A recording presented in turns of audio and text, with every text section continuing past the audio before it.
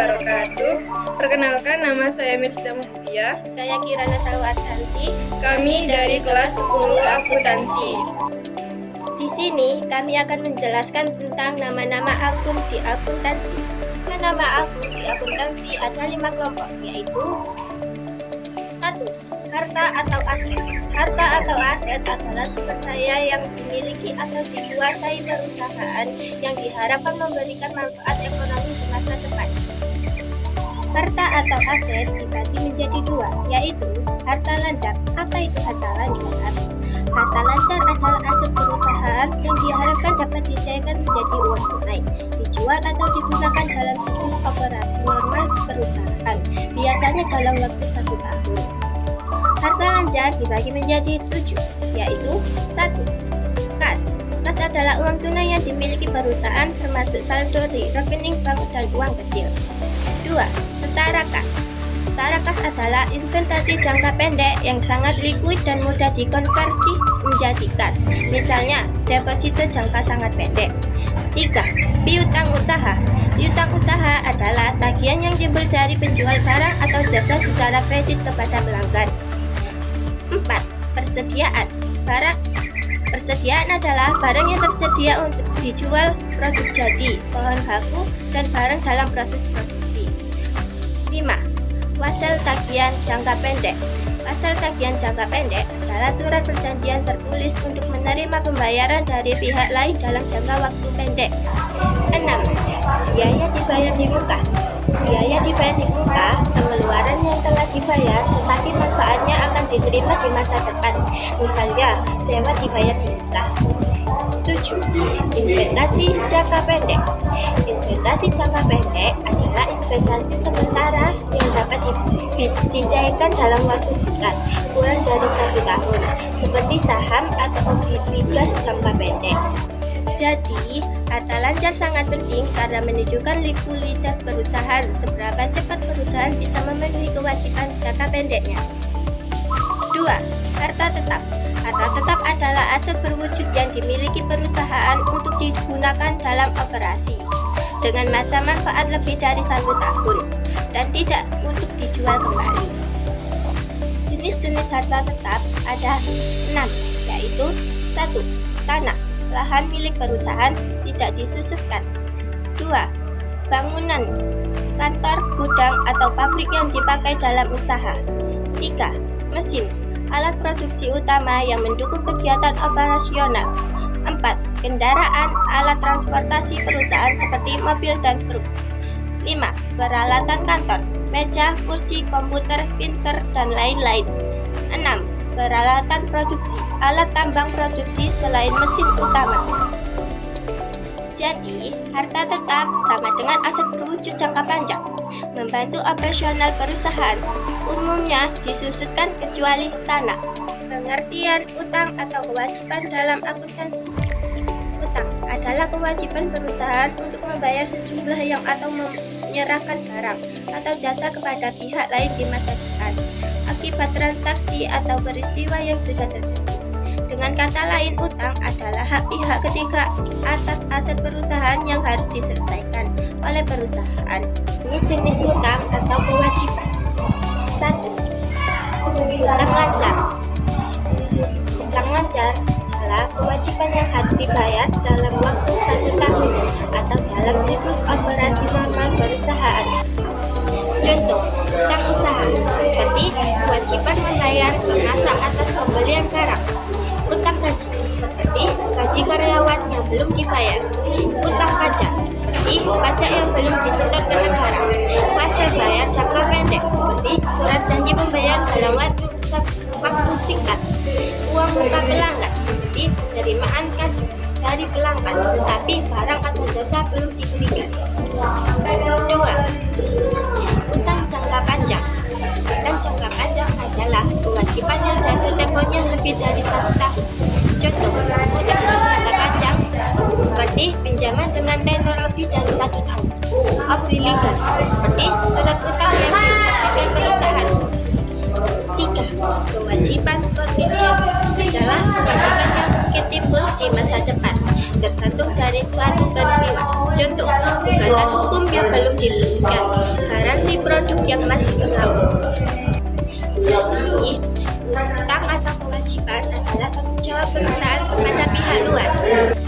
3. Pendapatan. Pendapatan adalah hasil yang diperoleh perusahaan dari aktivitas usahanya, baik dari penjualan barang maupun pemberian jasa selama periode tertentu. Pendapatan dicatat saat dihasilkan, bukan saat uang diterima, sesuai dengan prinsip aktual dalam akuntansi. Contohnya, jika perusahaan sudah menjual barang tetapi pembayaran baru diterima bulan depan, tetap diakui sebagai pendapatan bulan ini. Jenis-jenis pendapatan dan contohnya. 1. Pendapatan usaha. Pendapatan utama sesuai kegiatan pokok perusahaan.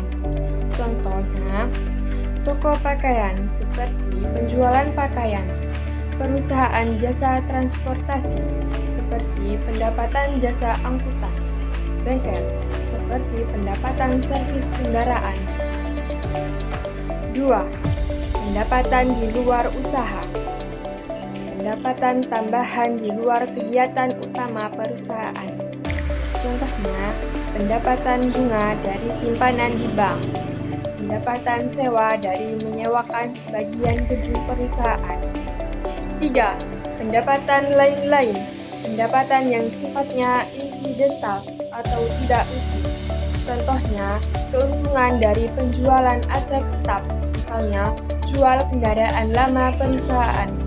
Pendapatan denda keterlambatan dari pelang-pelang.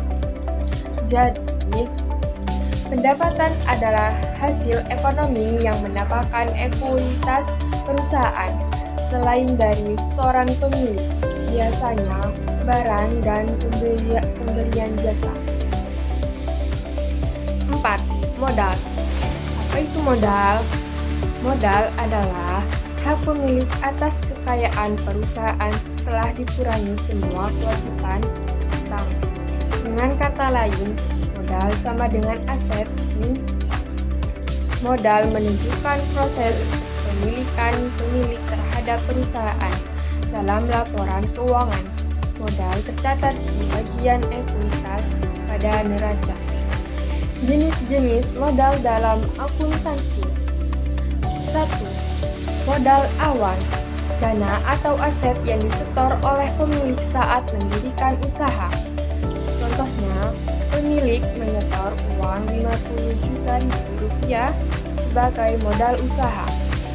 2. Modal tambahan atau setoran tambahan. Penambahan modal oleh pemilik setelah usaha berjalan. Contohnya, pemilik menambah mesin baru dengan menyetor 10 juta rupiah. 3. Modal trade. Pengurangan modal karena pemilik mengambil uang atau barang untuk kepentingan pribadi. Contohnya, pemilik mengambil kas 2 juta rupiah untuk kebutuhan rumah. 4. Laba ditahan. Laba bersih yang tidak dibagikan sebagai dividen, tetapi disimpan untuk mengembangkan usaha. Contohnya, perusahaan dapat laba 20 juta rupiah dan tidak dibagikan, maka masuk ke modal. 5. Modal saham atau pada perseroan terbatas. Modal yang berasal dari penerbitan saham. Contohnya, PT menerbitkan 1000 lembar saham 1 juta rupiah sama dengan total modal 1M rupiah. Fungsi modal dalam akuntansi adalah sebagai sumber pendanaan usaha, menunjukkan kepemilikan dalam perusahaan, menjadi dasar untuk menghitung laba rugi dan pembagian dividen, menjadi penyeimbang dalam persamaan akuntansi. Seperti aset sama dengan utang ditambah modal. Jadi, modal adalah hak pemilik atas aset perusahaan setelah semua kewajiban dibayar.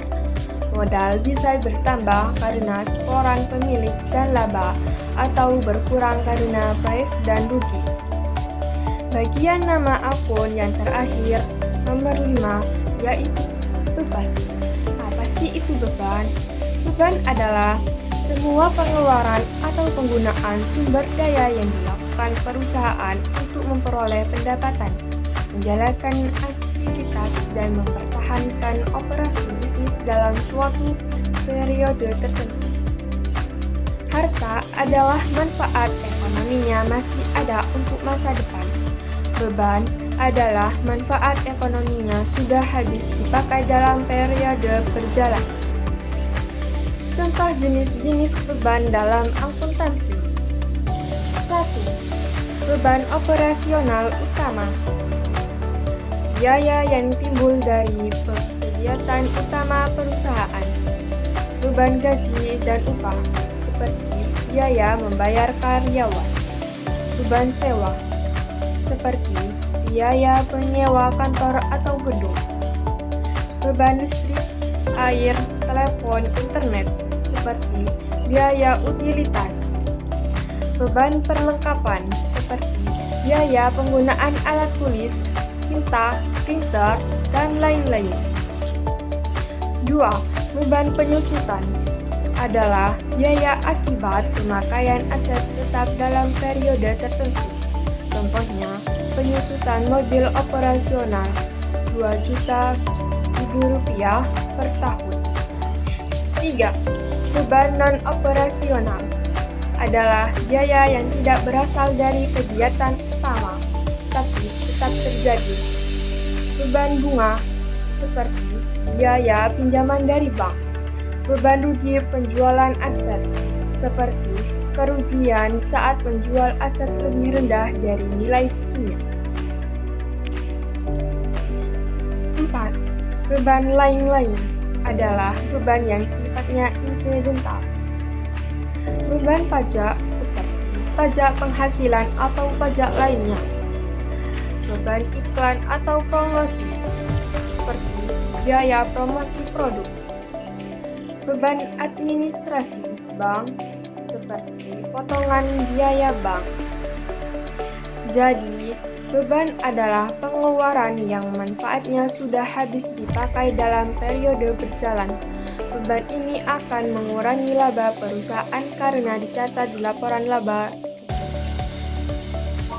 Sekian dari kami. Apabila ada salah kata, mohon dimaafkan. Wassalamualaikum warahmatullahi wabarakatuh.